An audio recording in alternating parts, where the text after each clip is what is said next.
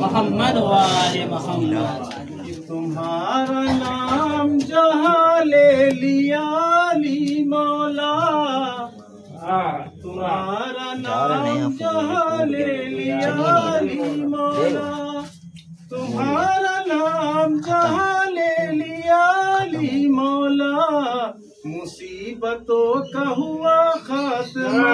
کیا کہنے بھائی، واہ واہ. مصیبتوں کا ہوا خاتمہ علی مولا، تو نبی پاک نے فرما دیا علی مولا، نبی پاک نے فرما دیا علی مولا، بہت بڑا ہے تیرا مرتبہ علی مولا، تمہاری شان کا دنیا میں کوئی ہے ہی نہیں، تمہاری شان کا دنیا میں کوئی ہے ہی نہیں، تمہاری شان کا دنیا میں کوئی ہے ہی نہیں، لقب تمہارا ہے شیر خدا علی مولا. کیا کہنے بھائی، واہ. لقب تمہارا ہے شیر خدا علی مولا.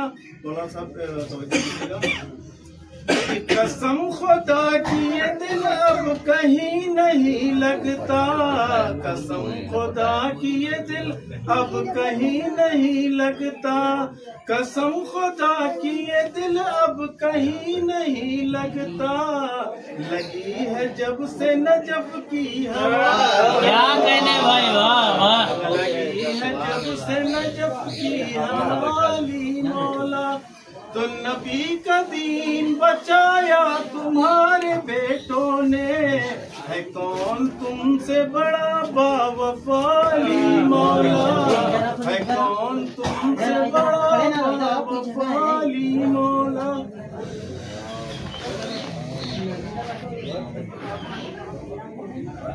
اللہم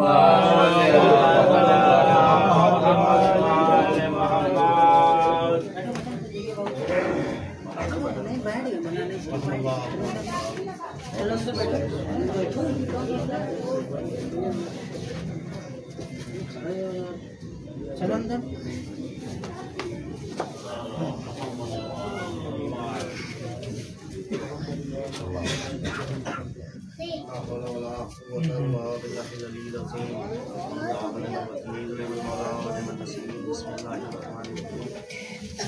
الحمدللہ الذی ہدانا لہذا وما كنا لنهتدی لولا ان هدانا الله لقد جاءت رسل ربنا بالحق والسلام على سید الانبیاء والمرسلین خاتم النبیین طه ویاسین وسیدنا ونبینا حبیب قلوبنا طبیب نفوسنا مولانا ومولا الصالحین جد اللهم صل على محمد وآل محمد.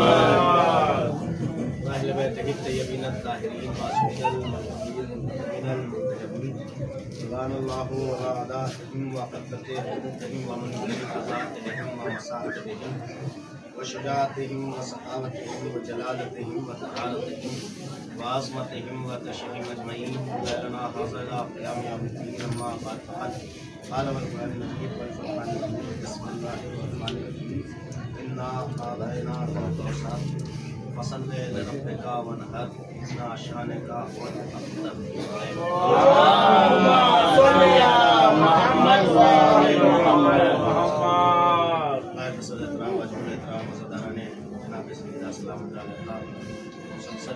کا ذکر آپ کے اذان میں جاری و ساری ہے اور یہ کلام کے بھی مسلم ہے. آج آپ کی بارگاہ میں قرآن مجید کے عظیم ترین سورہ کی تلاوت کا شرف حاصل کیا کہ جسے سورہ کوثر کے نام سے کائنات چاہتی ہے، اور سورہ کوثر کے حوالے سے نازل فرمائے. فضیلت اہل بیت کو اگر سمجھنا کائنات چاہے تو اتنا مشکل بھی نہیں ہے. ہاں فضیلت اہل بیت سمجھی جاتی ہے، اہل بیت کو سمجھنا بشر کے بس.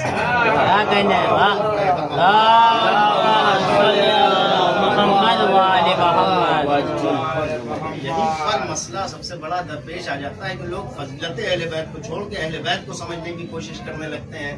اس کے نتیجے میں ہوتا یہ ہے کہ اب انسان کا چھوٹا سا دماغ مختصر سی عقل، اللہ نے جس کے صدقے میں سب کچھ خلق کیا ان کو سمجھنے کی کوشش یہ بشر کرنے لگتا ہے کہ جس کی سانسوں کی آمد و رفت پروردگار کے ہاتھ میں ہے، اور جس کے لیے اتنا ہی کافی ہے کہ جب موت کا فرشتہ آ جاتا ہے تو پھر اس کے بس میں کچھ نہیں رہتا، چاہے وہ بادشاہی کیوں نہ ہو۔ بھائی سب جانتے ہیں کہ قرآن مجید میں وہ تذکرات درج ہیں کہ اپنے آپ کو خدا کہتا تھا اور کہتا تھا کہ انا ربکم الاعلی، میں تمہارا سب سے بڑا رب ہوں۔ جب موت کا فرشتہ سامنے آ گیا، بھائی یہیں سے انسان سمجھے کہ جس نے سارے اقتدار اپنے پاس جمع کر لیے اس کا بس موت کے فرشتے کے سامنے نہ چلا۔ یہیں سے سمجھے کہ کیا ہے ہم اور کیا ہے ہماری حیثیت اور کیا ہے آل محمد۔ بھائی ہمارے سامنے ملک الموت آ جائے، موت کا فرشتہ آ جائے تو ہمارا کوئی اختیار کوئی بس نہیں رہتا، اور جن کے دروازے پہ فرشتہ ہاتھ جوڑ کے اجازت مانگے،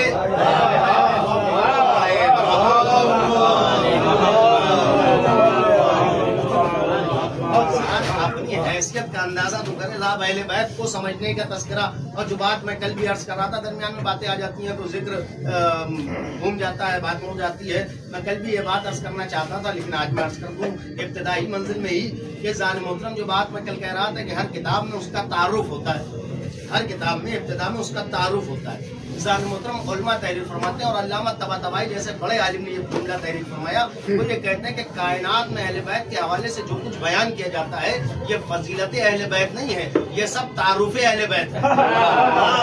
یہ ساری چیزیں اہل بیت کا تعارف ہیں، فضیلت اہل بیت کی ابتدا تک آج تک بشریت پہنچ ہی نہ سکی۔ یہ سب کچھ تعارف اہل بیت ہے، یہ سب اہل بیت کی پہچان کا ذریعہ ہے، تعارف ہے، فضیلت نہیں ہے۔ فضیلت اس سے سوا منزل کا نام ہے، اور اس منزل جسے فضیلت کہتے ہیں اسی کے لیے قرآن کہہ رہا ہے کہ تم کیا جانو کہ شب قدر کہتے کسے ہیں۔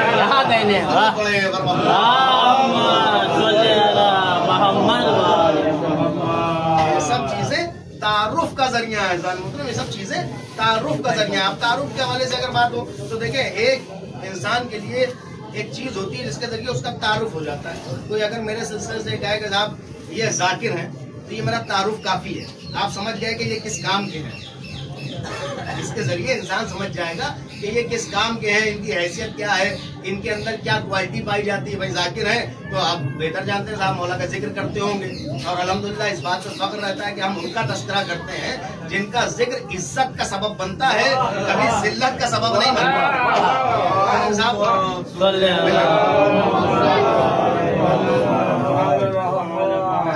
ہمارے تمسل بھائی بیٹھے یہ نوحہ خان ہیں، اب نوحہ خان ہے کیا مطلب، یہ نوحہ پڑھ لیتے ہیں، لیکن آپ دیکھیں کہ ان کے تعارف کے لیے جملہ اگر استعمال ہو کہ صاحب یہ نوحہ خان ہے تو انسان یہ سمجھتا ہے کہ یہ نوحہ تو پڑھ لیتے ہیں، لیکن اگر ان کے لیے کہا جائے کہ صاحب یہ ان سے ہم دوا لینا چاہتے ہیں، یہ علاج کر دیں، صاحب آپ نے میرے تعارف کے ذریعے سے پہچانا نہیں کہ میرے اندر کیا صلاحیت ہے۔ میرے اندر نوحہ پڑھنے کی صلاحیت تو ہے، اور اس بات سے انکار تھوڑی نہ ہے کہ ایسا تھوڑی نہ ہے کہ ہمارے اندر ساری خوبیاں آ جائیں گی۔ صاحب میں ذکر کر سکتا ہوں، مجلس میں ٹوٹے پھوٹے الفاظ اپنی حیثیت سے آل محمد کی نظر کر سکتا ہوں، لیکن یہ کوئی کہے کہ صاحب نوحہ پڑھ کے سنا دیجئے، صاحب افضل صاحب نوحہ نہیں پڑھ سکتے۔ لیکن کچھ لوگ ایسے بھی ہوتے ہیں جن کے اندر یہ بھی فن ہوتا ہے کہ وہ ذکر مولا بھی کر لیتے ہیں، ذاکری کے حوالے سے بھی، اور نوحہ کے لیے ان کو اللہ نے بہترین حوالہ عطا کی ہوتی ہے۔ اب صاحب تمسل بھائی ہمارے نوحہ بھی پڑھ لیتے ہیں، مجلس بھی پڑھ لیتے ہیں، یہ اللہ نے ان میں صلاحیت رکھی۔ تو یہ سب الگ الگ تعارف کا ذریعہ۔ کوئی ڈاکٹر ہے تو آپ سمجھ جائیں گے، آپ ان کے نام کے آگے ڈاکٹر لگا تو ان کے اندر یہ صلاحیت ہے کہ یہ مرض کا علاج کر لیتے ہیں۔ یہ ساری چیزیں ہمارے تعارف کا ذریعہ ہے، لیکن کمال آل محمد، وہ قسیم نار جنا بھی ہیں، وہ مشکل کشائے کائنات بھی ہیں، وہ امیر عرب بھی ہیں، وہ بادشاہ انسجا بھی ہیں، ان کے ہاتھ میں اختیار کائنات بھی ہے، لیکن اس کے باوجود مزاج یہ ہے کہ فقیروں کے ساتھ زمین پہ بیٹھتے ہوئے نظر آتے ہیں۔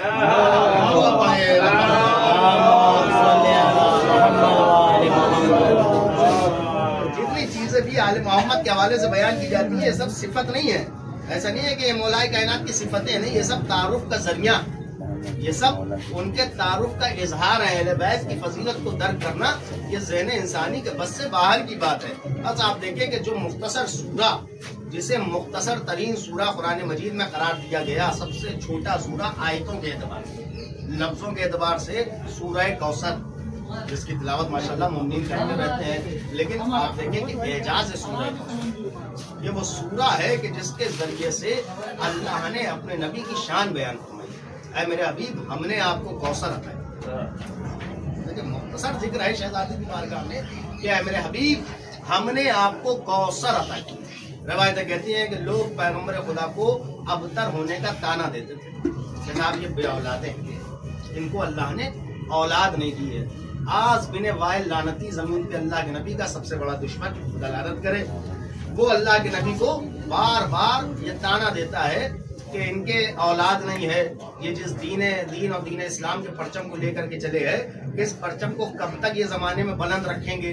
اس لیے کہ بھائی ظاہر سی بات ہے جو بھی بشر اس کائنات میں آیا ہے اس سے ایک دن چلے جانا ہے.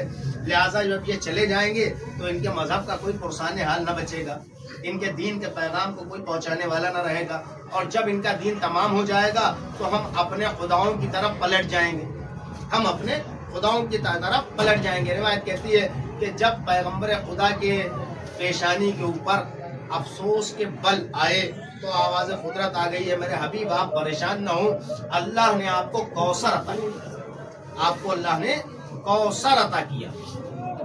اور یہ جو آپ کا دشمن ہے یہ ابتر ہے، یہ جو آپ کا دشمن ہے یہ بے اولاد ہے. آپ یہ بارہا سنتے رہتے ہیں، بس اس سے ایک نتیجہ عرض کرنا ہے کہ جو آپ کا دشمن ہے یہ بے اولادہ ہے. لیکن آپ دیکھیں کہ یہ بھی کمال کی بات ہے کہ تانا دینے والا کون ہے؟ صاحب آس بن وائل لعنتی. اب یہ آس نام آپ کے ذہنوں میں ہوگا، ایک مسخرہ آپ کو تاریخ اسلام میں ملے گا. اللہ اکبر، ایک مسخرہ تاریخ اسلام میں آپ کو ملے گا. اور جو لوگ مختار نامہ یا پڑھتے ہیں یا دیکھتے ہیں، آج کل تو آسانیاں ہیں دیکھ بھی لیتے ہیں، انہیں نے اس کے خوب مسخرے پنے کے قصے اپنی آنکھوں سے دیکھ رکھے ہیں. تو آپ یہ بتائیے کہ ایک طرف قرآن یہ کہہ رہا ہے کہ آپ کا دشمن بے اولادہ ہے، اس کے بعد یہ اولاد بھی نظر آ رہی ہے. ایک طرف قرآن کہہ رہا ہے، یہ دعویٰ قرآن کا ہے کہ میرے حبیب آپ کو کوثر عطا کیا، آپ نمازیں پڑھیے، قربانیاں دیجیے، آپ کا جو دشمن ہے وہ بے اولادہ ہے. بھائی حدیث تشریح کیسے ہو آیت کی؟ بھائی زبان معصوم ہو تو ہم تک پیغام پہنچے کہ پتہ تو چلے کہ اولاد بھی ہے اور اللہ کہہ رہا ہے ابتر بھی ہے. بھائی اس کو کیسے سمجھا جائے تو مشکل نہیں ہے. آل محمد نے ہر فلسفے کو آسان فرمایا. روایت کہتی ہے کہ ادھر پانچ امام محمد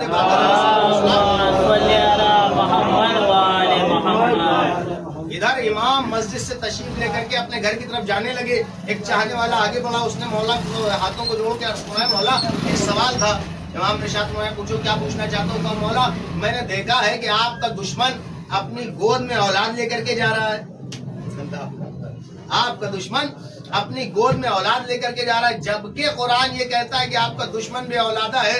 مولا یہ فلسفہ سمجھ میں نہیں آتا. امامت مسکرائی، کہا تم نہیں جانتے، ہوتا کسی اور کا ہے، پہچانا کسی اور کا. درود پڑھے محمد وآل محمد. دیکھیں کہ شان نزول سورہ کوثر قرآن کا مختصر ترین سورہ، لیکن معجزے کے اعتبار سے بہت بڑا سورہ. تاریخ عرب میں شاعری کے اوپر عرب والوں کو بڑا ناز اور بڑا فخر تھا. روایت لکھتی ہے کہ شاشا نام کا ایک شاعر تھا جو سالوں سال خاموش رہتا تھا، اپنے علم میں اضافے کے لیے زیادہ لوگوں سے بات نہیں کرتا تھا. سال میں ایک بار نکل کے آتا تھا، خانہ کعبہ کے سامنے اس کی مسند رکھی جاتی تھی، بیٹھ جاتا تھا. تمام شعرا جو اس زمانے کے تھے وہ اپنے اپنے کلام لے کر کے آتے تھے اس کے سامنے، اور پھر وہ کچھ کہتا نہیں تھا. لوگ کہتے تھے وہ خاموش رہتا تھا. لوگ کہتے کہ سرکار ہمارے کلام میں جو کمی ہو اس کی آپ اصلاح کر دیجئے. لوگ اس کے سامنے اپنے کلام کو رکھتے تھے، وہ قلم اٹھاتا تھا اور نشان لگا دیتا تھا کہ یہ کمی ہے، یہ کمی ہے، یہ کمی ہے. تاریخ عرب کہتی ہے کہ لوگوں نے اس کے سامنے اپنے کلام رکھے اور لوگوں کے کلام کی اس نے اصلاح فرما دی. اور 7 کلام جو اس زمانے کے چنے گئے انہیں خانہ کعبہ کی دیوار پر نصب کر دیا گیا. اب معجزہ قرآن کا کہ اللہ کے نبی نے جو مختصر سورہ تھا اس سورے کو لے جا کے جب وہاں ٹانگ دیا، لوگوں نے آ کر کے اس سورے کو دیکھا، اس سورے کو پڑھا، اور پڑھنے کے بعد روایت کہتی ہے کہ شاشا کے سامنے اس سورے کو، اس کلام کو پیش کیا. شاشا نے کلام خدا کو دیکھا، ایک مرتبہ قلم اٹھایا اور سورے پہ نگاہ ڈالی. وہ چاہتا تھا کہ کوئی کمی لکھے. توجہ پہلے نظر تشریف فرمائے. وہ چاہتا تھا کہ کوئی کمی اس سورے میں، ان جملوں میں، ان اشعار کی صورت جو سورہ نازل ہوا. دیکھیں کلام قرآن میں معجزہ یہ بھی ہے کہ قرآن ایک وقت میں نظم بھی ہے، نثر بھی ہے. یہ کمال قرآن ہے کہ یہ شاعری بھی کرتی ہے، خطابت بھی کرتی ہے. قرآن کی تفسیر کو اٹھایا اس نے، سورہ کوثر پر نگاہ ڈالی، قلم اٹھایا، کوئی کمی تلاش نہ کر سکا. روایت نے لکھا کہ پھر اس نے ایک مرتبہ سورہ رکھ دیا. لوگوں نے کہا اس اشعار کی اصلاح فرما دیجئے. پھر اس نے اور جانے والے کون تھے یہ نام بھی تاریخ میں لکھے ہوئے، ابو جہل، مغیرہ، یہ ابو عاص، یہ تمام لوگ لے کر کے یہ سورہ گئے تھے شاشا کے پاس کہ اس کی اصلاح کر دیجئے، اس میں کوئی کمی ہو تو اس کمی کو بیان کر دیجئے، کمی نکال دیجئے. لیکن پیغمبر خدا نے اپنے ہاتھوں سے اپنے دست مبارک سے سورہ کعبہ کی دیوار پر نصب کیا تھا. یہ چاہتے تھے کہ اس میں کوئی دنیاوی شاعر کمی نکال دے، کوئی دنیاوی شاعر کمی نکال دے. لیکن روایت نے لکھا کہ 3 بار اس نے کوشش کی، 3 بار. عدد بھی کیا خوب ٹکراتا رہتا ہے. 3 بار اس نے کوشش کی کہ کمی نکال دے، لیکن چوتھی بار کہنے کو مجبور ہو گیا کہ یہ کلام کسی بشر کا نہیں ہے، یہ خالق بشر کا کلام ہے. پڑے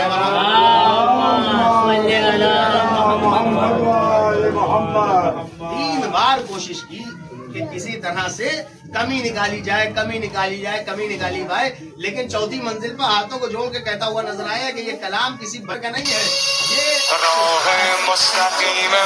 یہ بشر ہے. یقین اسے آ گیا کہ ہاں یہ کمال کسی اور کے جملوں میں لفظوں میں نہیں پایا جاتا. جبکہ آپ دیکھیں کہ یقیناً اس کو اپنی شاعری کو بڑا عبور حاصل تھا، اور وہ اس زمانے کا بڑا جو ہے مضبوط اور پختہ شاعر تھا. گرامر کے حوالے سے یا تمام شاعری کے نکات کے حوالے سے وہ بہترین کلام کہنے والا تھا. لیکن اس نے بھی لوگوں کے سامنے اس بات کا اقرار کیا کہ ہمارے بس کی بات نہیں ہے کہ ہم اس میں کمی نکال دیں. ہمیں جو پڑھا لکھا تھا جب وہ کوئی کمی نہ نکال سکا. اب کمی نکلے بھی کیسے؟ یہ سورہ اس کی شان میں نازل ہوا ہے جس کے نور کے لیے پیغمبر کو بھی عرش پر جانا پڑتا ہے، جس کے نور کے لیے پیغمبر کو عرش الہی کی منزلوں کو طے کرنا پڑتا ہے. یہ سورہ اس کی شان میں نازل ہوا ہے. آج یہ الگ بات ہے کہ دشمنی جناب سیدہ میں لوگوں نے کہا کہ آپ کوثر سے مراد وہ حوض ہے جس سے اللہ مسلمانوں کو محشر کے میدان میں سیراب کرے گا. اور لکھنے والوں نے لکھا دیکھیں 26 تفسیریں، آیا روایتیں کہتے ہیں کہ 26 تفسیریں ہیں کہ جن میں سورہ کوثر کا ذکر کیا گیا ہے. اور شیعہ سنی علماء کو ملا کے 26 تفسیروں میں کوثر کے اوپر ذکر کیا گیا ہے. کسی نے کہا کہ کوثر سے مراد حوض کوثر ہے، کسی نے کوثر سے مراد نہر کوثر ہے. سب نے اپنے اپنے اعتبار سے تذکرہ کیا، لیکن سب نے یہ بات ضرور کہی ہے کہ کوثر کہتے ہیں خیر کثیر کو. کوثر کہتے ہیں خیر کثیر کو، اس مقام کو جہاں سے خیر جاری ہوتا ہے، اس مقام کو جہاں سے خیر جاری ہوتا ہے. اب مسلمان اس جملے پر جب متحد ہیں کہ ہاں اس مقام کو کوثر کہتے ہیں جہاں سے خیر جاری ہوتا ہے، تو پھر تلاش کیجئے خیر کہتے کسے ہیں، خیر کسے کہتے ہیں. تو سب یہ مانتے ہیں کہ ہاں اولاد کا ہونا خیر ہے، رزق کا ہونا، روزی کا ہونا، روزگار کا ہونا خیر ہے، عزت خیر کہلاتی ہے، شہرت خیر کہلاتی ہے، منزلت خیر کہلاتی ہے، حکومت خیر کہلاتی ہے، صالح اولاد نیک بیٹا خیر کہلاتا ہے، با عزت بیٹی خیر کہلاتی ہے. بھائی ساری کائنات مانتی ہے کہ جتنی اچھائیاں ہیں وہ سب خیر ہیں اور جتنی برائیاں ہیں وہ سب شر ہیں. بھائی جو چیزیں اچھائی کا اظہار کریں وہ ہے خیر، اور جن سے برائی کا اظہار ہو وہ ہے شر. اب خیر کثیر کہتے ہیں کوثر کو. اب نہ الجھیے کہ ہم بار بار اس در سے کیوں منسلک ہوتے ہیں. بھائی ہم چاہتے ہیں کہ خیر میں اضافہ ہو، شر سے بچتے ہوئے نظر آئے.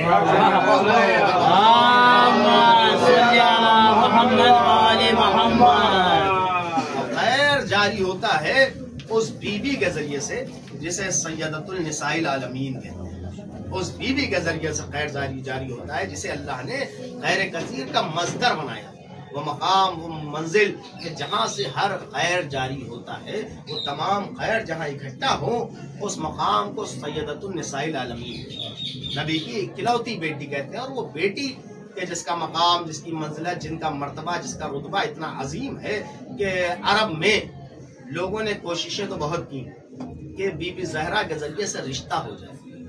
ممکن ہی نہیں ہے کہ شہزادی سے منسوب مجلس ہو اور اس میں یہ پہلو نہ بیان ہو. چاہے کوئی خطیب ہو، کوئی عالم ہو، کوئی ذاکر ہو، 2-3 چیزیں ایسی ہیں جو ضرور بیان ہوتی ہیں. بھائی بغیر فدق کے ذکر شہزادی قونین مکمل نہیں ہو سکتا. بغیر عقد شہزادی قونین کے ذکر شہزادی قونین ممکن ہی نہیں ہے کہ مکمل ہو جائے. بغیر صداقت شہزادی کونین کے تذکرے کے ذکر شہزادی کونین کبھی ممکن نہیں ہو سکتا۔ آپ دیکھیں کہ روایتوں میں اور تمام کتابوں میں یہ تذکرہ درج ہے کہ آپ جب معصومین کی زیارتیں پڑھتے ہیں تو زیارتوں کے حوالے سے الگ الگ القابات کا استعمال ہوتا ہے، ہر زیارت میں الگ الگ لقب مل جائیں گے، لیکن شہزادی سیدہ سلام اللہ علیہا کی جتنی زیارتیں ہیں صلی علی محمد وآل محمد، ہر زیارت میں ایک لفظ بار بار دہرایا گیا، ایک لفظ بار بار دہرایا گیا، وہ ہے صدیقہ کبریٰ۔ وہ جملہ ہے صدیقہ کبریٰ، اس لیے کہ اللہ چاہتا ہے کہ کائنات میں جب بھی میری شہزادی کا تذکرہ ہو سچائی کے ساتھ ذکر ہو، اس لیے کہ کائنات پہچانے کہ جب یہ سچی ہیں تو مقابل آنے والا جھوٹا ہی ہوگا، مقابل آنے والا جھوٹا ہی ہوگا۔ اسی لیے معصومین کی زیارتوں میں الگ الگ القابات ہیں، لیکن شہزادی کی تمام زیارتوں میں صدیقہ کا لفظ بار بار ہر زیارت میں دہرایا گیا ہے، وہ چاہے 5ویں امام نے اپنے زمانے میں تعلیم کی ہو، 9ویں امام نے اپنے زمانے میں تعلیم کی ہو، یا 11ویں امام نے اپنے زمانے میں تعلیم کی ہو، یا ہمارے وقت کے امام آخر الزمان علیہ السلام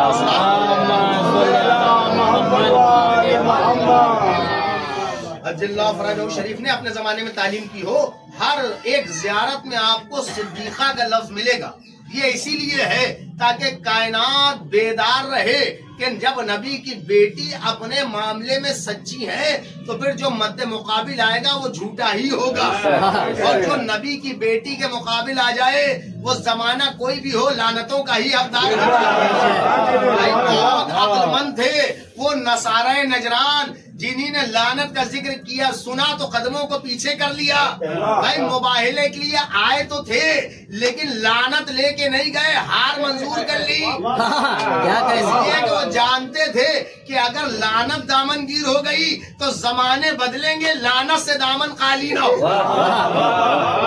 زمانے بدلیں گے لیکن لعنت سے دامن گیر نہ ہو سکیں گے، دامن بچا نہ سکیں گے۔ لعنت اگر دامن گیر ہو گئی تو پھر زمانے بدلتے رہیں گے لیکن لعنتیں پوتی رہیں گی۔ اور وہ کتنے کم عقل تھے جنہی نے جناب سیدہ سے دشمنی مول لی۔ اب زمانے بدلتے ہیں، جو لعنت چھوٹا سا بچہ کرتا ہے وہی 77 برس کا بزرگ بھی کرتا ہے۔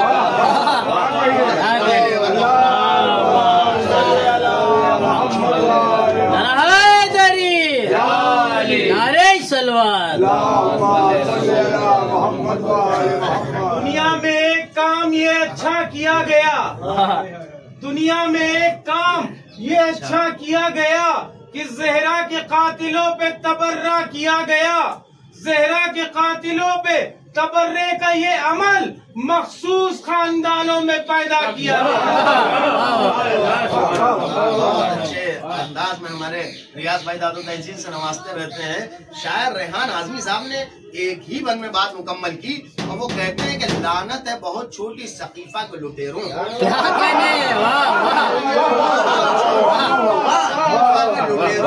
میں لفظ کوئی اس سے بڑا ڈھونڈ رہا ہوں، اس سے بڑا ایک درود پڑھیں۔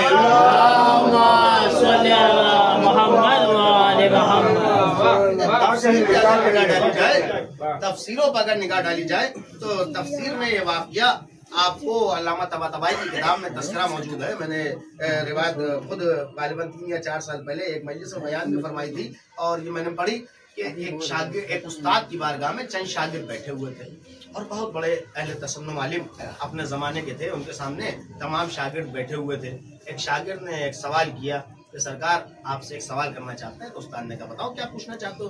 تو شاگرد نے کہا سرکار یہ پوچھنا چاہتے ہیں کہ سیدہ سچی تھی کہ نہیں، سیدہ سچی تھی کہ نہیں تھی؟ تو روایت کہتی ہے کہ استاد نے کہا خاموش رہو، ابھی اکیلے میں ملنا تو میں تمہیں بتاؤں گا، ابھی اکیلے میں ملنا تو میں تمہیں بتاؤں گا۔ کلاس ختم ہو گیا، درس مکمل ہو گیا، استاد اپنے حجرے کی طرف چلے، شاگرد بھی کہیں نہ کہیں سے ہو سکتا ہے کسی مجلس سے گزرا ہو، کہیں تذکرہ اس نے سنا ہو، وہ پہنچ گیا استاد کے حجرے پہ۔ اب استاد جان بچانا چاہتے تھے کہ میں بتاؤں گا، لیکن اب شاگرد آ گیا حجرے تک۔ اس نے کہا سرکار میں نے آپ سے سوال کیا تھا، تو انہوں نے کہا سوال کیا تھا، انہوں نے کہا میں جواب چاہتا ہوں، استاد یہ بتائیں کہ شہزادی جو تھی وہ بی بی سیدہ اپنے معاملے میں سچی تھی کہ نہیں؟ یہ جسارت تو کوئی نہیں کر سکتا، کوئی یہ کہہ دے کہ صاحب معاذاللہ شہزادی خاکم بدان جھوٹی تھی، یہ تو کوئی کہہ ہی نہیں سکتا. اس کی بھی وجہ ہے عزیزان محترم، دلیل کے ساتھ میں آپ کے سامنے کوشش کروں گا عرض کروں. انہیں نے استاد نے کہا کہ ہاں سیدہ اپنے معاملے میں سچی تھی. تو اس کو سوال کیا یہ بتائیے استاد کہ جب آپ اس بات کو تسلیم کرتے ہیں کہ سیدہ اپنے معاملے میں سچی تھی تو پھر یہ بتائیے کہ ان کا حق انہیں دیا کیوں نہیں گیا؟ جب سچی تھی اور انہیں نے صداقت کے ساتھ کوئی کلام کر دیا تو ضروری تھا کہ خلیفہ وقت ان کی صداقت کو قبول کرتا اور ان کو ان کا جو مطالبہ تھا وہ ان کے حق میں لکھ دیتا.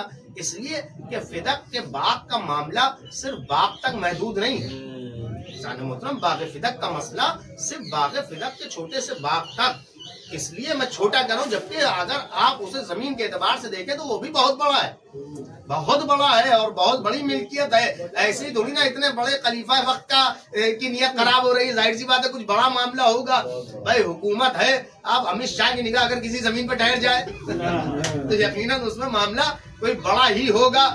لیکن خلیفہ وقت نے کیوں نہ ان کے مطالبے کو انہیں باغ فدق ان کے حوالے کر دیا. روایت لکھتی کہ استاد نے ان سے کہا کہ بس اسی سوال کی وجہ سے میں تیرے جواب سے بچ رہا تھا، اسی سوال کی وجہ سے میں تیرے جواب سے بچ رہا تھا. اس نے کہا نہیں آپ کو وضاحت تو کرنی پڑے گی. انہوں نے کہا یہی تو مسئلہ تھا، خلافت کے ساتھ دشواری تو یہی تھی کہ اگر وہ یہ تسلیم کرتے کہ سیدہ سچی ہیں اور یہ مان لیتے کہ ہاں فدق ان کا حق ہے تو ادھر دعوی فدق میں فدق جاتا، ادھر میرے نیچے سے مسند چلی جاتی.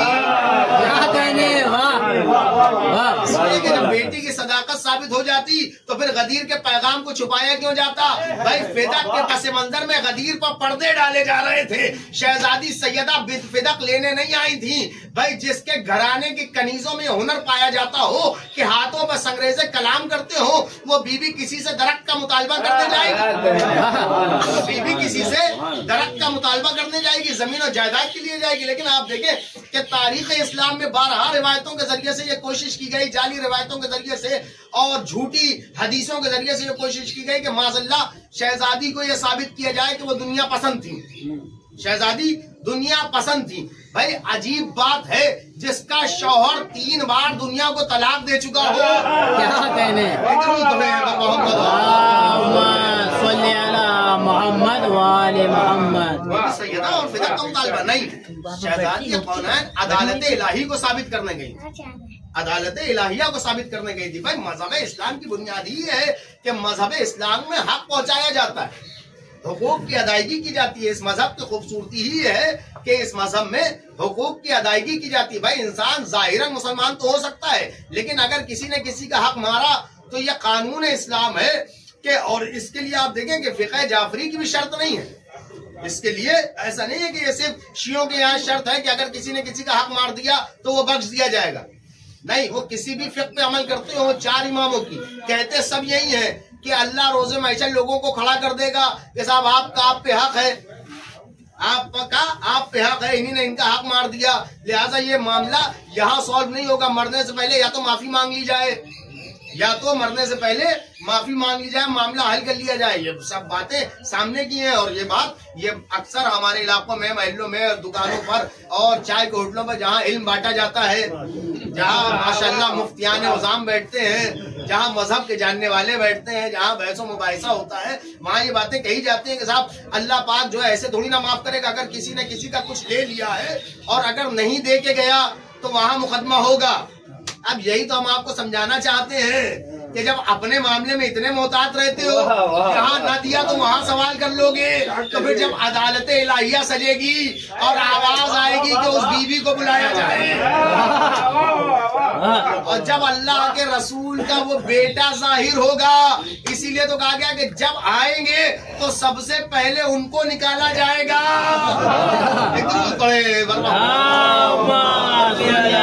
محمد والے محمد. یہ بڑا زبان کا جملہ ہے اور اگر میں پہنچا سکا تو آپ بڑے محظوظ ہوں گے.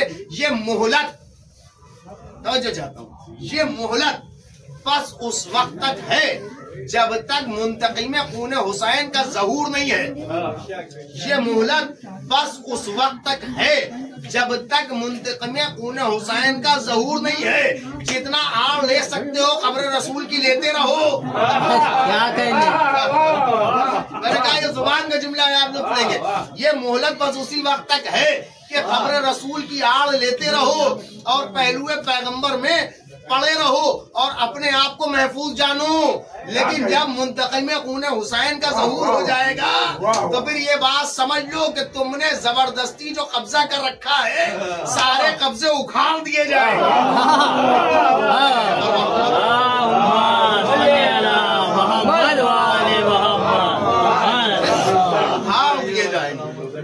सारे कब्जे उखाड़ दिए जाएंगे। आज अब आज की जुबान में कहा जाए तो वो इलाही नुमाइंदे का बुलडोजर होगा, उसमें कोई हाई कोर्ट भी काम नहीं करेगा कि आप इसके ले आए। एक दुरूद पढ़े वर मोहम्मद। नारे हैदरी हैदरी अरे सलवात मोहम्मद वाले मोहम्मद। मोहतरम मुंतकिम खून हुसैन का जब ज़हूर होगा तो यकीनन अदालत इलाहिया का निज़ाम कायनात में कायम हो जाएगा। ये कायनात जब जुल्म जौर से भर जाएगी तब कुदरत अपने जलवे का इजहार करेगी, जब कुदरत अपने जलवे का इजहार करेगी और फिर वो जो वारिसे खून हुसैन, जो मुंतकिम खून हुसैन है, जो वारिसे शहजादी ख़ुनैन है, वो बेटा आएगा इस कायनात में और कायनात के सामने ये नज़ीर पेश की जाएगी कि तुमने फिदक। अब देखें कि ये भी तारीख का एक हक़ायक़ है और ये हिस्सा है अजीम कि 3 दौरे खिलाफत फिदक का मामला लोगों ने, गासिबान फिदक ने अपने हिस्से में फिदक को रखा और जाते जाते तीसरा वाला अपने दामाद को दे गया। बुजुर्ग जानते हैं, सारी मुझे बहुत खुलासा नहीं अर्ज करना है। 3 दौरे खिलाफत तक अपना इख्तियार रखा गया और जाते जाते वो खुद अपनी विरासत, अपनी मिल्कियत समझ के अपने दामाद के हवाले करके चले गए। आप देखें कि जिसने ये कह के इनकार किया कि ना अल्लाह के नबी वारिस बनते हैं ना वारिस बनाते हैं, उसी ने विरासत में अपने दामाद को दे दिया। क्या कहें? और एक सवाल तारीख में लिखा गया कि हमारे और आपके साथ इमाम मुंह से मोहम्मद वाले मोहम्मद। पूछने वाले ने सवाल किया, मौला ये बताइए कि माना 3 दौरे खिलाफत तक फिदक जो है वो दुश्मनों के हाथ में रहा, बादशाहत उनके पास थी, तख्त ताज उनके पास था, हुकूमत उनके पास थी और ये तमाम चीजें देखिए जाहिरी हैं। क्या हुकूमत जाहिरी उनके पास है, तख्त ताज जाहिरी उनके पास है, शोहरत जाहिरी उनके पास है, बातिन में वो भी जानते हैं कि हकीकी रहबर और रहनुमा कौन है। उनको भी मालूम है कि हमारा तख्त जिस जमीन पर टिका है उस जमीन का असली मालिक कौन है, उस जमीन का असल मालिक कौन है। इसीलिए तो बाप के मरने के बाद औलाद ठोकर मार के बता रही है कि तुम क्या जानो कि ये कौन से तख्त पे बैठे हुए थे। भाई वो तारीख का अजीम वाकया लिखा हुआ है ना कि जो हारून रशीद के जमाने में जनाब बहलौल दाना ने जमाने के सामने नजीर पेश की थी, तख्त पे बैठे, अब कोड़े चलने लगे, उतर गए, रोने लगे। जब हारून रशीद ने कहा साहब आप क्यों रोते हो, कहा मैं अपने लिए थोड़ी ना रोता हूँ, मैं तो तेरे लिए रो रहा हूँ। कहा मेरे लिए क्यों रो रहा हूँ, कहा मुझे ये बात का ख्याल खाया जाता है कि मैं चंद लम्हों के लिए तख्त पे बैठा तो इतना मारा गया, जब मैं कुछ देर तख्त पे बैठा तो इतना मारा गया, तू मुसलसल बैठता जा रहा है, तुझे कितना मारा जाएगा। मोहम्मद वाले मोहम्मद। क्या जाने कि अली के दर के दीवाने होते कौन कौन है। अली के दर के दीवानों की अजमत, मंजिलत और फजीलत क्या होती है, ये कायनात को मुतवज्जे कर रहे हैं कि अभी भी वक्त है, हक को पहचान लो, अभी भी तुम्हें मोहलत दी जा रही है। जाने वाला अपने बाद अपने दामाद के हवाले किए जा रहा है। साहब कहाँ से आ गई ये मिल्कियत आपके पास, क्या आपके आबा अजदाद की थी, क्या आपके नस्ल वालों की थी, आपके कबीले वालों की थी। हम तो ये भी जानते हैं कि आप मुसलमान किस सिनो साल में हुए थे, आप कब से मुसलमान हैं, ये आपको बाग मिला कहाँ से। भाई बाग फिदक के पस मंजर में ये बाब है और पूरा तस्करा है कि ये मुसलमानों की मिल्कियत नहीं थी, ये उन खैबर वालों की मिल्कियत थी कि जिनसे 40 दिन तक लोग मुसलसल 39 दिन तक लड़ने जाते रहे थे और अल्लाह के रसूल ने तमाम हुज्जतें तमाम कर दी थी। जबकि पैगंबर खुदा चाहते तो पहले ही दिन ही जनाब अमीर को भेज देते और मामला तमाम हो जाते। लेकिन अगर ऐसा हो जाता तो लोग फिर यही कहते कि अल्लाह के नबी हमें मौका ही नहीं देते, अल्लाह का रसूल हमें चांस ही नहीं देते। अगर हमें मौका मिल जाता, और ये जुमला मैंने किताब में ये पढ़ा हुआ है और रिवायत की लिखी हुई है कि साहब पहले वाले और दूसरे वाले का मामला ये था कि जब वो जंग के मैदान में जाते थे तो दुश्मनों के हाथ और पैर काट देते थे। दुश्मनों के हाथ और पैर काट देते थे। लेकिन आप देखें कि दर आले मोहम्मद के फकीर भी क्या क्या जबान रखते हैं। खुदा गरीक रहमत फरमाए, दर्जात बुलंद फरमाए। शहीद नासिर अब्बास साहब ने जुमला बावंगे दोहल जमाने के सामने कहा तो उन्होंने जब हदीस पढ़ी तो उन्होंने कहा कि साहब हम खूब जानते हैं कि आपने किताब में ये क्यों लिखा कि आप वाले हाथ और पैर काट देते थे, ये बताइए सर तो पहले ही अली काट चुके होते थे। एक दुरूद पढ़े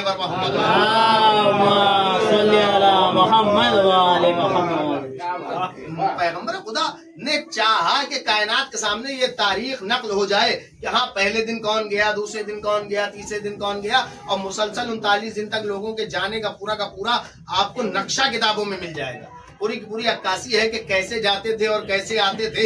जब जाते थे तो कौन आगे होता था, जब आते थे तो कौन आगे होता था। सारा का सारा तस्करा तारीख इस्लाम में लिखा हुआ है।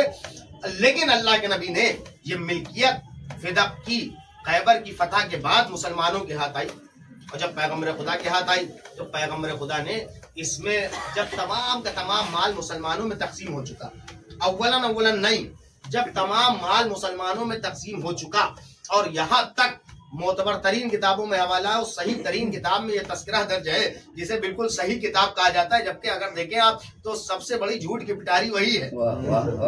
उसमें भी ये तस्करा आपको मिल जाएगा कि लोगों के पास इतना सोना मिला कि ऊंट की खाल में भर कर के लोग अपने अपने घरों को सोना ले गए। अब उस जमाने में कितना ही कम रहा हो, लेकिन ऊंट की खाल में भर भर के सोना मुसलमान ले गए। जो कल तक तारीख में फकीर थे वो गनी बन गए, और इतने मालदार हो गए। लेकिन आप देखेंगे, बस मैं मुख्तसर करूं कि फिदा उसके बाद पैगंबर खुदा ने हिबानामे के जरिए अपनी बेटी के हवाले किया। ये मिल्कियत शहजादी कौनैन की थी, बीबी मोतालबा, लेकिन उसके बावजूद भी यह हकीकत नहीं है कि शहजादी फिदक की जमीन के लिए चली गई थी, जिसके इशारे पर जमीन और आसमान गर्दिशें करते हों, जिसका मेयार इतना बुलंद हो कि अल्लाह सूरह नज्म के जरिए फजीलत शहजादी कौनैन बयान फरमा रहा हो। ऐ बीबी, सब कुछ आपके बाबा की तस्कीर में दिया। सूरज नबी के इशारे पर, चांद नबी के इशारे पर, जमीन व आसमान नबी के इशारे पर, लेकिन सितारे के लिए कुरान ने कहा कि यह सितारा अल्लाह के हुक्म पर गर्दिश करता है। सितारे अल्लाह के हुक्म पर गर्दिश करते हैं। अब अगर मैं अपने जहनों से आपके जहन को जोड़ सका तो आप महसूस होंगे कि जान मुहतरम आप देखें, अल्लाह ने जब इख्तियार, कंट्रोल और तस्कीर पैगंबर को दे दी सूरज की, चांद की, हवाओं की, फिजाओं की, जमीनों आसमान की, तो सितारे की गर्दिश का इख्तियार पैगंबर को क्यों न दिया? अजब नहीं, आवाज़ कुदरत आए। अगर सितारे का इख्तियार पैगंबर को होगा तो कल लिखने वाला फिर लिख देगा कि जिसके दर पे चाहा उतार दिया, जिसके दर पे चाहा उतार दिया। लिहाजा मैं सनद के लिए कुरान रखूंगा, अगर कुरान का इनकार किया तो इस्लाम से बाहर हो जाओगे। ये सितारा किसी और के हुक्म पर नहीं उतरा है, ये अल्लाह के ही हुक्म पर उतरा है। इसलिए बस देखिए, वहां तक बात आ गई कि जहां से मैंने आपको यहां से रुख मोड़ा था कि शहजादी की अक्द के सिलसिले से अगर बात न हो तो यकीनन जिक्र शहजादी कौनैन एक जाकिर के हवाले से मुकम्मल न हो। भाई, सितारे का इख्तियार कुदरत ने अपने पास रखा, हम जहां चाहेंगे सितारा उतरेगा। भाई, लेकर के रिश्ते तो बहुत आ रहे थे और ये समझते थे कि जैसे बेटी देना आसान है वैसे बेटी लेना आसान है। औलाद बेटे, मेरे बेटे दुआ फरमाएंगे कि ये समझते थे कि जैसे बेटी देना आसान है वैसे बेटी लेना भी आसान हो जाएगा। भाई माफ कीजिएगा, अल्लाह के नबी ने बेटी ली नहीं है, आप जबरदस्ती छोड़ आए हैं।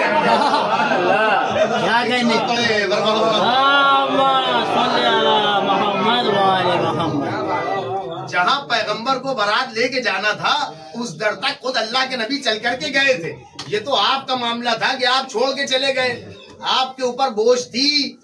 अल्लाह के नबी का मामला ये देखे, ये अलग बात है कि खुल्क अजीम का फायज है, किसी से बदकलामी तो अल्लाह के नबी कर ही नहीं सकते। जबकि पैगंबर खुदा अगर चाहें तो, जैसे आप ये जुमला आप सुनते रहते हैं कि जनाबे अकील नस्साबे अरब थे, लोगों के शजरे अकील की उंगलियों पर रहा करते थे। जनाबे अकील को बहुत से लोग देखते तो वापस घर में चले जाते थे कि अकील निकल जाएंगे तब निकलेंगे। अल्लाह, जनाबे अकील अगर मदीने के चौराहों से गुजरने लगते थे तो बहुत से अफराद ऐसे थे जो देखते थे आप जनाबे अकील उधर खड़े, आप उधर से ना गुजरना, रास्ते बदल लेते थे। اس لیے کہ وہ جانتے ہیں کہ ہمارے چہرے پر اگر عقیل کی نگاہ پڑی تو ابھی سب عیاں ہو جائے گا. جتنے راز چھپا رکھے ہیں، جتنا لوگوں کو اپنے ساتھ لے کر کے چل رہے ہیں، تو عقیل ایک ہی لمحے میں بتا دیں گے. تو آپ سوچیں کہ جب جناب عقیل میں یہ کمال پایا جاتا ہے تو کیا اللہ کے رسول نہیں جانتے کہ تم جو لے کر کے رشتہ آئے ہو میرے دروازے تک، تو آنا تو تمہارے اختیار میں ہے، لیکن اگر پیغمبر خدا کلام کر دے کہ ہمیں نہیں معلوم کہ جب ہم فتح مکہ کر کے لوٹے تھے تو تم ہی وہ تھے جن سے ہم نے کہا تھا کہ جاؤ امان دے دی، دروازہ کھولو یا نہ کھولو، دروازہ کھولو یا نہ کھولو، ہماری امان کے صدقے میں مسلمان ہوئے ہو اور ہم سے رشتہ جوڑنے چلے ہو. سید البدھا کے گھرانے میں رشتہ جوڑنے کے لیے آئے ہو، سید المرسلین کے گھرانے میں تمہارا رشتہ، اور اس کے ساتھ جس کا نور آسمان پہ چمکے تو آسمان والے شکر کے سجدے کرتے ہوئے نظر آئے. تم یہاں رشتہ لے کر کے آئے ہو، تم جانتے بھی ہو، لیکن ہاں چونکہ خلق عظیم پر فائز ہیں. لیکن ایک جملہ روایت نے لکھا کہ تاریخ کہتی ہے کہ جب جناب امیر حلال مشکلات حضرت علی بن ابی طالب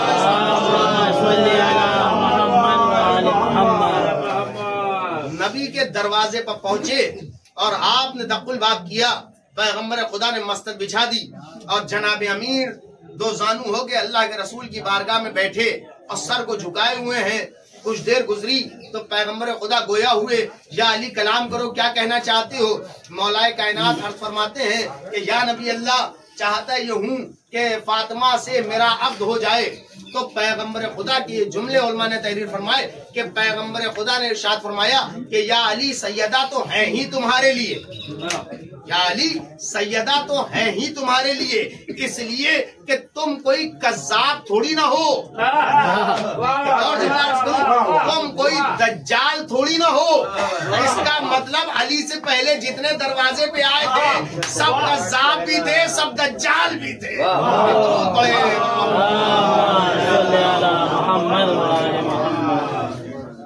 انشاءاللہ کل یہی سے پھر آپ کے سامنے عرض کروں گا کہ زاد محترم آپ دیکھیں عظمت شہزادی کون ہے.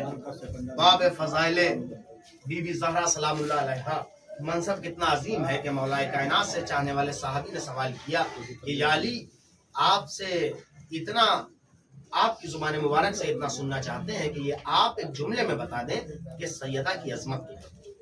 آپ ایک جملے میں بیان فرمائیں کہ بی بی زہرا کی فضیلت اور منزلت اور رتبہ کیا ہے. اور روایت کہتی ہے کہ مولا کائنات نے ارشاد فرمایا کہ یہ سمجھ لو کہ سیدہ جنت کے ایک پھولوں میں سے پھول ہے جو اس زمین پہ آئی اور چلی گئی.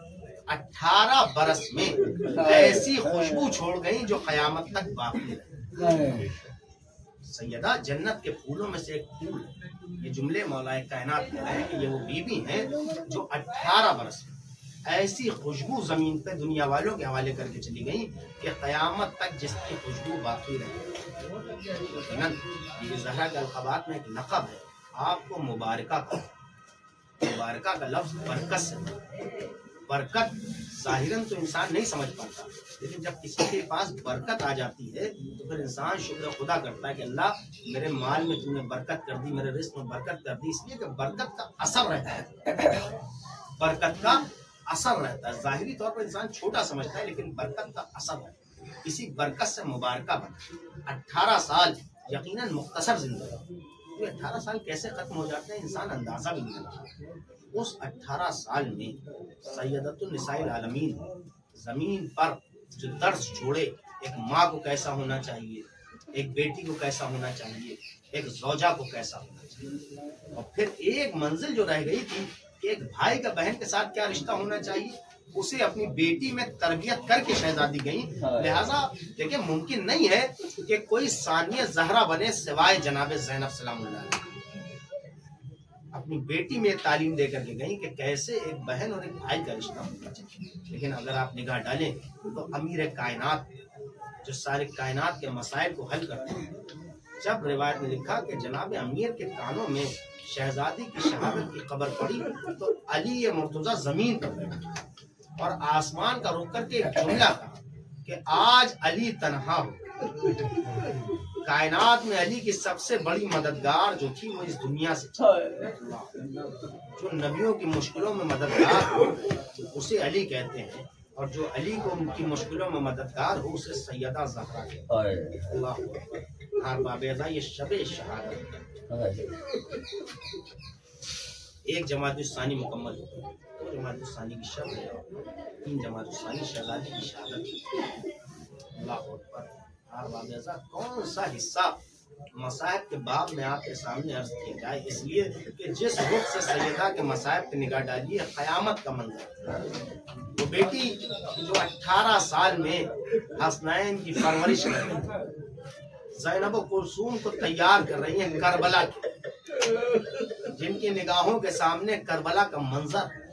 आपने रिवायत सुनी है ना, जब आकर के जनाब जिब्राइल ने शहादत की खबर दी थी तो चाहने वाली माँ ने पैगंबर खुदा के सामने अर्ज किया था, क्या बाबा ये बताइए मेरे लाल को कौन रोए। माँ चाहती थी कि बेटे पर गिरिया किया जाए, लिहाजा वादा किया अल्लाह के नबी ने, मेरी बेटी तू परेशान न हो, अल्लाह एक कौम पैदा करे। आप बाबेदा जब हम मजलिसें बर्पा करते हैं तो हम ये कहते हैं कि हम शायद बीबी आपकी बारगाह में हम इमाम हुसैन का पुरसा पेश करते हैं, लेकिन आज दस्तूर बदला हुआ है। आज हमें ये कहना है कि मौला हुसैन हम आपकी खिदमत में आपकी अम्मा के मसाइब का पुरसा पेश करते हैं। यकीनन नबी की इकलौती बेटी की शहादत की तारीख, वो गमगीन मंजर, तारीख ने लिखा कि वो दरख्त भी जालिमों ने काट दिया जिसके नीचे सैयदा बैठ के बाबा को याद करती। आज आपकी आवाज़ बुलंद। यकीनन कल भी सैयदा बेसाया थी, आज भी सैयदा की कब्र पे साया नहीं। आज भी जालिमों ने सैयदा के रोज़े को मुनहदिम कर दिया। मसाइब इब्तिदा ता इंतहा। मक्तल ने लिखा कि जलता हुआ दरवाजा पहलू पर गिरा, शिकम में जनाब मोहसिन की शहादत हो गई। बाबा की रहरत के बाद 75 दिन या 95 दिन एक हाथ से बीबी अल्लाह अकबर की सदाएं बुलंद कर रही हैं, तस्बीह और तहलील कर रही है, एक हाथ मुसलसल पहलू पर रहता है। ऐ फिजा मेरा मोहसिन मारा गया, ऐ फिजा मुझे अपने मोहसिन की याद सताती है, ऐ फिजा मेरी पसलियां शिकस्ता हो चुकी है। लेकिन तारीख ने लिखा कि कभी मौलाए कायनात के सामने इजहार न किया कि अली को ये खबर न मिले कि सैयदा की पसलियां टूट चुकी है। हाँ देखे, सांस लेना भी बीबी ज़हरा के लिए बड़ा मुश्किल है। हर सांस के साथ पसलियों का दर्द है जो बीबी सैयदा को बेकरार और बेचैन करता रहता है। लेकिन उसके बावजूद दस्तूर ये है कि एक दिन कनीज काम करती है, एक दिन बीबी ज़हरा काम करती है, लेकिन वो भी दिन नमूदार हुआ जब सैयदा ने हसनैन को आरास्ता कर दिया। ऐ मेरे लाल हसनैन, आज तेरी माँ ने तमाम कामों को समेट दिया। ये कहना चाहती हूँ कि जाके नाना के रोजे पर दुआ करना। ऐ बेटा हसनैन, अपने नाना की बारगाह में वसीला बना के दुआ करना कि माँ को कुछ शिफा हासिल हो जाए। लो छोटे छोटे बच्चे नाना की कब्र मुबारक पे आए, पैगंबर को हसनैन ने सलाम किया, जवाब सलाम मिला, उधर दस्ते दुआ बुलंद किए, मेरी माँ की शिफा की दुआ, उधर कब्र रसूल लरजने लगी। आए हसनैन घर को पलट जाओ, लो कयामत गुजर गई। तारीख लिखती है कि दस्तूरे सैयदा ये था कि पसलियां टूटने से पहले बीबी सैयदा बच्चों को गले से लगा लेती थी, लेकिन जब से पसलियां टूटी हैं सैयदा ने हसनैन को गले से न लगाया।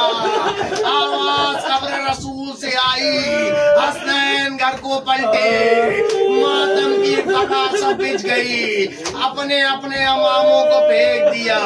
ऐ बाबा हम यतीम हो गए, ऐ बाबा अम्मा दुनिया से चली गई।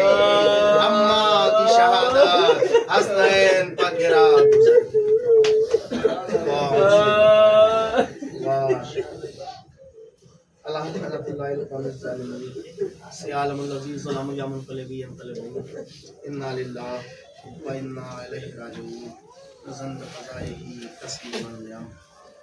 तुझे वास्ते मोहम्मद वाले मोहम्मद का हमारी सजा को अपनी बारगाह में तुझे वास्ते मोहम्मद वाले मोहम्मद का मोमिन की जायज़ हाजतों को पूरा फरमा। बानियान मजलिस की तौफ़ीक़ात में इज़ाफ़ा अता फरमा। हाज़िन मजलिस की दिली हाजात को पूरा फरमा। मुंतक़िम खून हुसैन इमाम हस्ती को ज़रूर ताजील फरमा। इलाही आमीन। इस्लाह बना दे इमाम के नासीर में शुमा। इलाही आमीन। रब्बना तक़ब्बल मिन्ना इन्नका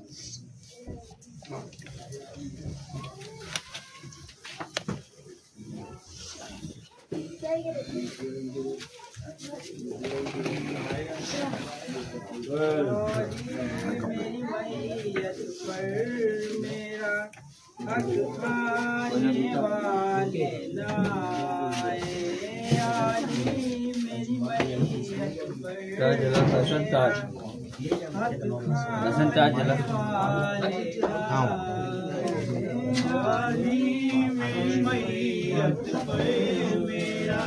حق کھانے والے نہ آئے، عالی میری میت پر میرا حق کھانے والے نہ آئے، دربار میں تیری زہرا کو، دربار میں تیری زہرا کو لانے والے نہ آئے، عالی میری میت پر میرا حق کھانے والے نہ آئے، عالی میری میت پر میرا حق کھانے والے نہ آئے، عالی میرے بابا ہر لمحہ جس در کو چوما کرتے تھے،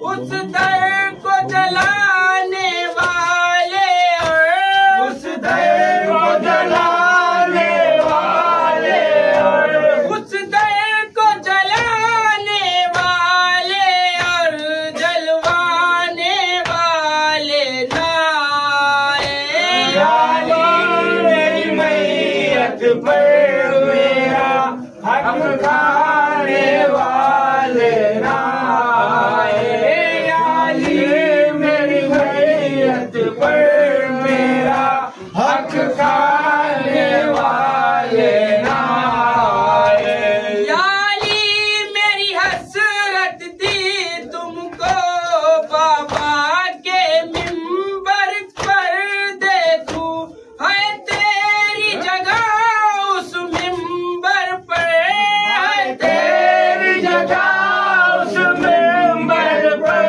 ہے تیری جگہ اس منبر پر، آ جانے والے نہ آئے، عالی میری میت پر میرا حق کھانے والے نہ آئے، عالی میری میت پر میرا حق کھانے والے نہ آئے، عالی سب اہل سخیفہ کو پیغام یہ میرا دے دینا، بابا کے پاک جنازے پر، بابا کے پاک جنازے پر، بابا کے پاک جنازے پر نہ آنے والے نہ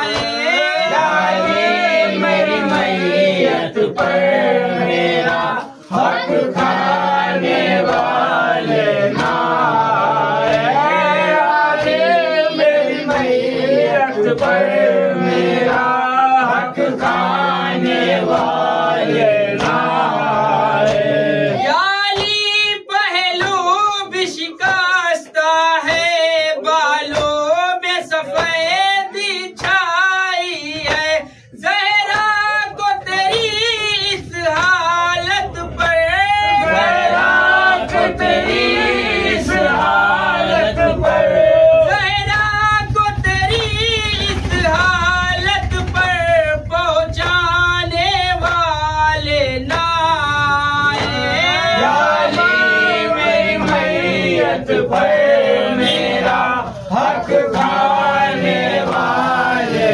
نہ آئے، عالی میری میت پر میرا حق کھانے والے نہ آئے، عالی میرے محسن پر گریا حق تھا میرا جو چھین لیا، عالی میرے محسن پر گریا حق تھا میرا جو چھین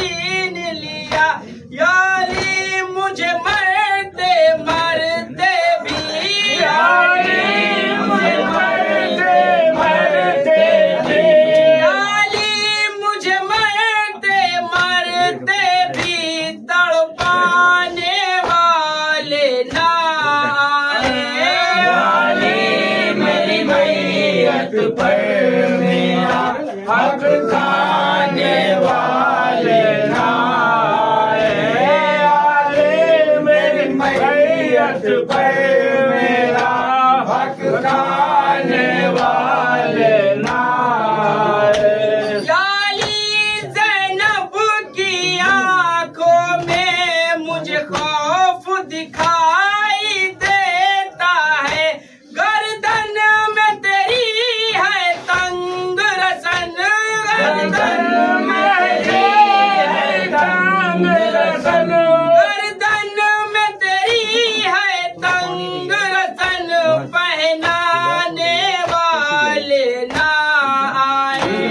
लाली मेरी मैयत पर मेरा हक खाने वाले ना आए। आले मेरी मैयत पर मेरा हक खाने वाले ना आए। लाली मेरी मैयत को चुप कर तारीख में दफना देना, रोने के लिए मुझ पर मुझको, रोने के लिए मुझको, रोने के लिए मुझ पर मुझको रुलवाने वाले ना आए। लाली मेरी मैयत पर मेरा हक खाने वाले ना आए। लाली मेरी मैयत पर मेरा हक खाने वाले ना आए। सलमान में बीबी का नौहा मीसम के लिए कैसे लिखूं, जब तक जन्नत में ले जाकर, जब तक जन्नत में ले जाकर, जब तक जन्नत में ले जाकर लिखवाने वाले ना आए। लाली मेरी मैयत पर